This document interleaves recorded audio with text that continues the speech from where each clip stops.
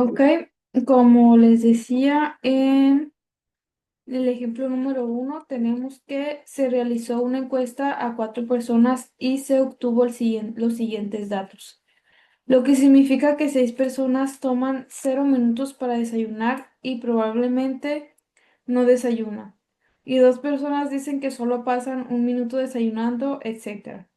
Entonces aquí está el diagrama de puntos. Como pueden ver, ya tenemos nuestro diagrama de puntos, tenemos nuestros minutos y las personas. Como pueden ver, tenemos 0 minutos en 6 personas, lo que es totalmente que no desayunan. Tenemos 1 minuto en 2 personas, que 2 personas desayunan en 1 minuto, 5 personas en tres y dos en cuatro y así sucesivamente. Aquí tenemos nuestro diagrama de puntos. Como pueden ver, aquí tenemos que 0 personas se toman tiempo para desayunar, por lo tanto hicimos 6 puntitos. Aquí tenemos que 2 personas se toman un tiempo para desayunar 1 minuto. Aquí tenemos, como son 2 personas, 2 puntitos. Y así sucesivamente fuimos recreando esta gráfica de puntos. Aquí abajo tengo otra gráfica de otro diagrama de puntos más completos. Vaya, para tener un diagrama de puntos más completos tenemos que tener números al costados, horizontal y verticalmente.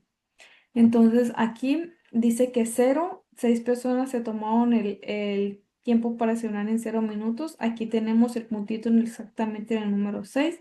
Aquí tenemos que 2 personas. Aquí tenemos el punto exactamente en el número 2. Aquí tenemos que 3 y así sucesivamente. Pero hay que tener en cuenta que necesitamos números al costado para poder ver los siguientes puntos.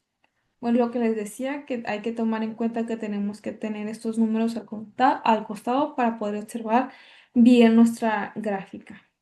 Dicho esto, vamos a pasar con nuestro siguiente ejemplo y dice, en la siguiente tabla se ha recopilado los datos sobre 30 personas respecto a su ingreso mensual y sus costes mensuales. Aunque los datos están separados según las edades de las personas, en este caso representaremos el gráfico de todos los puntos juntos para ellos. Como pueden ver, aquí tenemos ya por separados por los mensuarios salarios, los salarios mensuales, gastos mensuales, salarios mensuales y gastos mensuales. Aquí lo dividimos por edades. Como pueden ver, aquí tenemos menores de 35 años. Aquí tenemos mayores de 35 años. Y como pueden ver, aquí tenemos nuestra gráfica. Bueno, primero les voy a explicar nuestras tablitas. En nuestro salario mensual tenemos 1.500 y en nuestro gasto mensual tenemos 1.300. Y acá tenemos salario mensual 1.200 y gasto mensual 700. Bueno, ahí redujo un poquito. Aquí tenemos que salario mensual son 650 y gasta 600 mensualmente. Aquí sí nos queda bien poquito, que serían 50 pesos. Aquí tenemos nuestro salario mensual de 1.000 pesos y nuestro gasto mensual es de 900 pesos. Aquí sí está trágico. Aquí tenemos nuestro salario mensual de 3.000 y nuestro gasto mensual es de 2.500. Y así sucesivamente se fue recreando estas dos tablitas, ya que las dos hicieron tomando los mismos pasos. Aquí tenemos nuestro salario mensual, que sería lo que más se repite, 500, 1.000, 1.500 y así sucesivamente. Por ejemplo, aquí las personas que se quedan con 500, con 1.000 y así, todo lo hicimos en conjunto en un diagrama. Estos son los gastos mensuales. Lo hicimos en conjunto en este diagrama, o sea, juntamos todos. Podríamos hacer una gráfica para esta tabla y una gráfica para esta, pero más fácil y más especificado y claro, lo hicimos en una sola tabla para que vean cómo es que quedan estos valores. Vamos a pasar a nuestro penúltimo tema llamado este, gráfica de barras. Espérenme aquí, me faltó decir algo, que a partir de los puntos gráficos podemos concluir que los salarios mensual de una persona están relacionados con su gasto mensual. En estas dos variables tienen una recorrelación positiva, ya que cuando una aumenta de valor, la otra también lo hace. Ahora sí, nos vamos a gráfica de barras. ¿Qué es una gráfica de barras? Una gráfica de barras, también llamada diagrama de barras, es una manera de representar datos o valores o frecuencias que guardan cierta relación entre sí, mediante barras verticales u horizontales. La longitud de estas se proporcionan a la magnitud que representa. Ejemplo número 1, diagrama de barras de gastos de viaje. Los gastos de viaje de una empresa contribuyen en un gráfico de barras. Como pueden ver, aquí tenemos los gastos, que serían estas tablitas. Déjenme mover esto. Tenemos nuestras campañas de áreas, que es un porcentaje de 41, alojamiento 25, comidas 12, alquileres de automóvil 18 y otros 4. Para construir nuestro diagrama de barras, colocaremos las 5 categorías en el eje X. Y construiremos las barras con la altura determinada por su porcentaje correspondiente del gráfico. Ok. Como pueden ver, aquí tenemos nuestra cantidad más alta, que es compañías Compañías aéreas, que tenemos un porcentaje de 41. Aquí nuestras compañías aéreas suben al 41, un poquito más arriba del 40 que lo tenemos aquí ya graficado. Aquí tenemos que nuestro alojamiento sube al 25. Aquí ya es exacto, ahora sí, porque ahí lo tenemos marcado.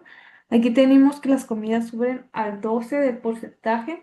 Como pueden ver, aquí no tenemos un 12 marcado, pero sí estamos dando un aproximado de dónde posiblemente podría quedar este resultado. Aquí tenemos que el 18, igual damos un aproximado, y aquí tenemos que un 4, como tenemos como punto, como número 1.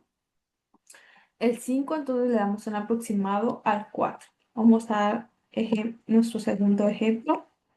Ejemplo número 2, gráfica de barras de encuestas de satisfacción. Se ha pedido a los empleados que indique su grado de satisfacción con el seguro médico actual. Estas son las respuestas de una muestra. Como pueden ver, aquí tenemos nuestras respuestas, que sería muy satisfecho. En cantidad tenemos 29. Moderadamente satisfecho, en cantidad tenemos 55. Ninguna opción tenemos 5. Moderadamente insatisfecho tenemos 20. Muy insatisfecho tenemos 9. Aleatoría de empleados, trazar un gráfico de barras. Como pueden ver, aquí tenemos nuestro gráfico de barras. Muy satisfecho, 29, como pueden ver aquí en la tabla. Moderadamente satisfecho, 55, que es la cantidad más alta. Ninguna opción tenemos 5. Moderadamente insatisfecho tenemos 20 y muy insatisfecho tenemos 9. La solución: a continuación trazaremos el gráfico de barras, dado que no especifica la orientación y se decidió elaborar de forma horizontal para mejorar la lectura y la comprensión de nuestra gráfica de barras. Aquí les expliqué que se decidió hacer esta gráfica de barras al costado de forma horizontal para que nos pudiera caber mejor estos conceptitos y que se pudiera notar, apreciar más nuestros resultados y no tener ninguna falla. Ok, dicho esto, vamos a dar inicio a nuestro último tema, llamado gráfica de Pareto.